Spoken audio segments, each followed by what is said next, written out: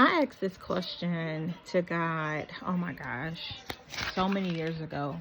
I'm looking at this journal. It was probably 2015, 16. It might have been before that. But I'm going through my notes and I wrote down, God wanted me to be black and he wanted me to be in America. And I know that so many of us, especially here in the South, we struggle with our identities. We struggle with all the things that have happened in America towards black people. And I just remember talking to God and praying to him about this years ago. And this is what I was given. So I feel like if God wanted me to be any other race, he would have made me that, but he didn't. He made me black. And I always say that if God wanted me to be in any other country, he would have had me born there, but he didn't. He had me born in America. So a part of it is just accepting the plan that God has ordained for our lives.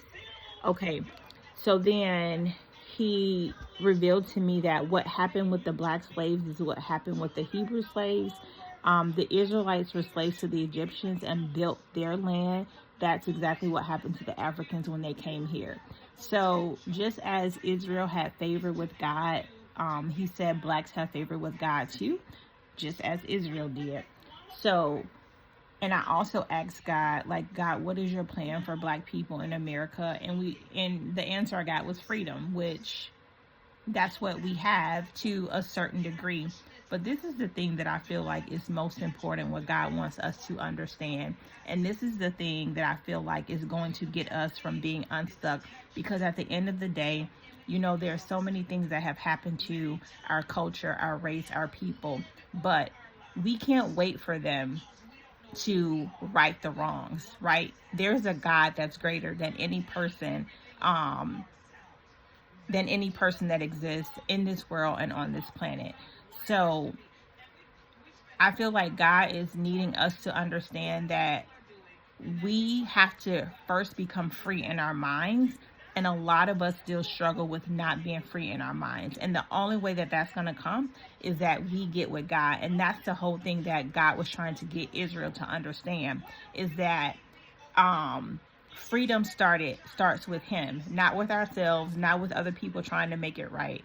We have to be free in our minds. And so before we can ever become physically free, and so I know like legally we are not enslaved anymore, but because we keep living in the past of everything that's ever happened to us, there's so much bondage there. And so to be honest with you, a lot of things need to be made right. But until we get to that point, until people will become more accountable for their actions, and I would say, and I think that everyone would agree, that we've come a long way.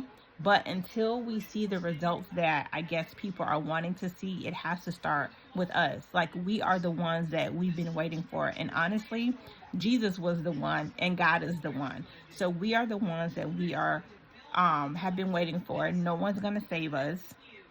No one's going to really make it right. We have to make it right for ourselves. And the way that we do that is that we have to get with God.